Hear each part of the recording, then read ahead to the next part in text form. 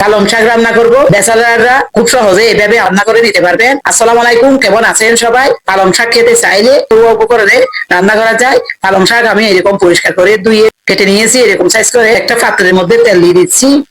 তেল যখন গরম হয়ে আসবে, পেঁয়াজ কুচি দিয়েছি, ভেজে নিব। রসুন কুচি 2 টেবিল চামচ দিয়েছি। পেঁয়াজ রসুন এভাবে দিলে একটা সুন্দর ফ্লেভার আসবে।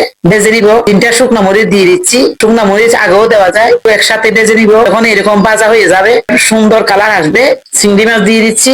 চিংড়ি মাছ দিয়ে এইভাবে পালং শাক রান্না করলে খেতে অসাধারণ হয়। হলুদের গুঁড়া, আধা চা চামচ লাল মরিচের গুঁড়া ভেজে নিব। চিংড়ি মাছ যখন এরকম ভাজা হয়ে যাবে, লবণ দিয়ে দিয়েছি, পানি। চিংড়ি মাছগুলো আমি ভেজে নিয়েছি। পানিতে যখন এরকম বলক চলে আসবে, শাকগুলো আমি দিয়ে দিচ্ছি। কোনো পানি দিব না, পালং শাক থেকে যে পানি বের হবে এই পানি দিয়ে সিদ্ধ হয়ে যাবে। 4টা কাঁচামরিচ দিয়ে দিচ্ছি। হালকা আপনাদের পছন্দ মতো দিবে, রান্না হয়ে যাবে। আমি নিব। খুব সহজে আপনারা রান্না করে নিতে পারবেন। আশা করি আপনাদেরও অসাধারণ লাগবে। সবাই ভালো থাকবে। আল্লাহ হাফেজ।